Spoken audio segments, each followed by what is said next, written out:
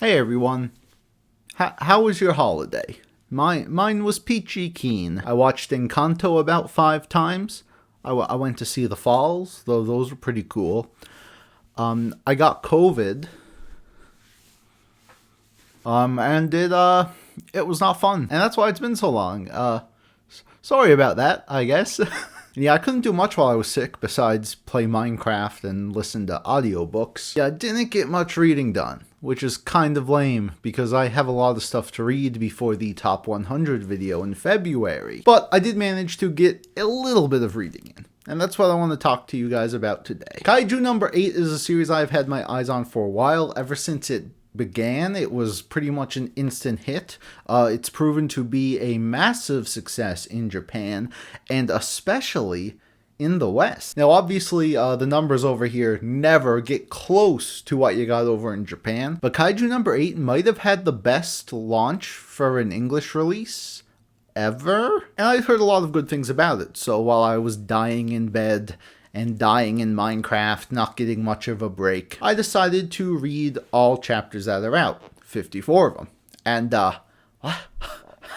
Kaiju number 8 is the story of the Japanese Defense Force defending the city from kaiju. These, of course, giant monsters come out of nowhere, start destroying stuff, and people gotta take them out. You know the drill. Our main character, Kafka, is 32. He's an adult. That's a new one. And he wants nothing more than to be among the Defense Force, taking out the kaiju. In fact, when he was a child, he made a promise with a childhood friend, Mina, that they would both join the Defense Force and kick some ass. And she went on to do just that, now being a division leader, very famous and very respected, while he kind of shit the bed, and now he's basically part of the cleanup crew.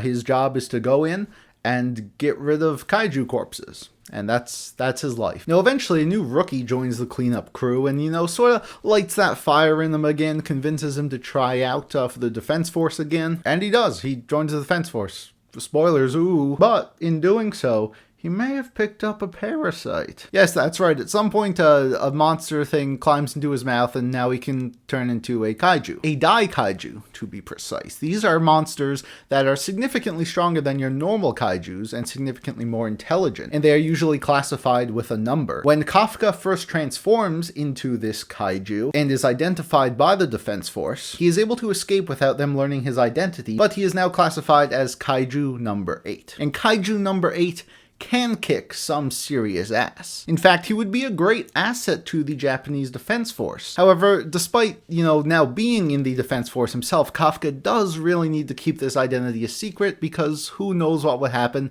if they actually found out. They'd probably murder him. These people aren't very accepting of kaiju, understandably. However, when new monsters arrive, new dai kaiju on the same level or even stronger than Kaiju number 8, Kafka's new power may prove to be the saving grace that Japan needs. So right off the bat, obviously this series was inspired by Attack on Titan to a great extent. I think people calling it the next Attack on Titan or an Attack on Titan ripoff are idiots. Yes, the story here does have a lot of similarities, with the main character being able to transform into a giant monster to fight other giant monsters, the origin of these monsters being a mystery, this whole army of soldiers training to defeat them. It also came at a really great time too, right when Attack on Titan was, wrapping up and is of course over now. However, when it comes to the actual execution, storytelling, and the tone of this series, I think it is completely different than Attack on Titan, to the point where I think even if you don't like Attack on Titan,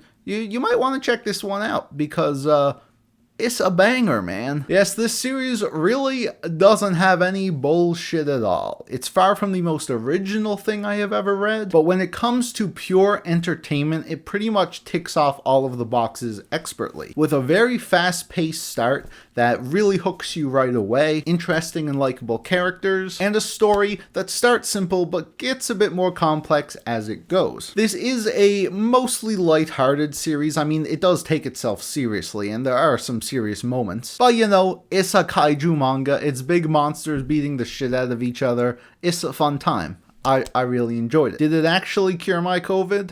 I'm gonna say no, so I don't get labeled as misinformation, but I did get better after I read it, so I don't know, so something might be up there. You might want to check that one out. Yeah, it was just a super fun and refreshing ride. It didn't blow my mind with how incredible it was, but I enjoyed pretty much every aspect about it. One thing that really surprised me though was just how great this cast of characters ended up being. I alluded before how I thought it was pretty interesting how we have like an actual adult main character in a shonen manga.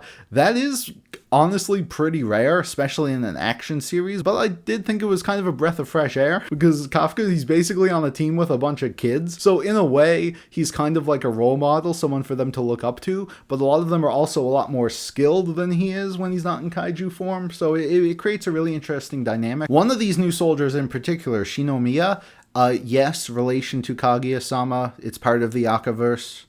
Yes. Fantastic character. Her father, who's also a great character, is like the commander of the defense force. So she has like a huge legacy to live up to. And she kind of starts off like a brat, but she's been getting a lot of development recently. And I really like where her character has gone so far. I like Naruni a lot. He's like their strongest fighter. He's their Levi. But his personality is a bit of a juxtaposition because, you know, he's a lazy gamer boy. I like that. That's cool. And I mean, the way they fight the monsters is just sick, man. I mean, of course, Kafka's thing is turning into Kaiju number 8 when people aren't looking and beating them up. But they have all their cool techniques and their crazy weapons, and like Shinomiya's got a giant axe. That's fun. I like that. That's great. And I think what ties all of this together is the rather fantastic art. Now, I don't know if this is one of my favorite art styles ever, and I've seen manga with better action, but honestly, this manga has more spreads than anything I think I've ever seen, and it's all the better for it.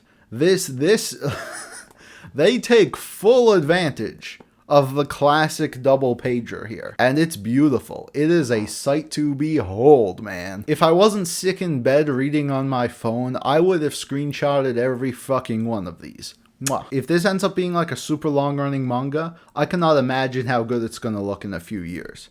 But with that being said, of course, this is not a very long-running series right now. All of this I just gave you were my first impressions on the first 5 or so volumes. The release is rather slow. The chapters are kind of short, and, you know, the author goes on breaks a lot, which, good. Yeah, good. I do think this help maintains the quality of the series, so I'm absolutely fine with it. But, you know, it's gonna be a while before the series, you know, gets into more stuff. And there's a lot of ways this series can go. Of course, the biggest mystery is we don't really know anything about the Kaiju invaders and what their motivations are. So, you know, there's just so much you can do with the story at this point, and I'm here for it, man. I'm on board. Of course, like I said, it's a massive hit already, so it's definitely gonna get into anime territory, and I don't know, like, this could end up being, like, actually the next big thing, like, no exaggerations. It could become Attack on Titan level. I definitely think the potential is there, and I'm really excited to see where it goes. So if you're looking for a light and fun action series to read, I would highly, highly recommend it. You can, of course, check it all out on the Shonen Jump app, and we just got the first volume in English. I am absolutely going to be picking it up soon, and yeah, it's just a fun time.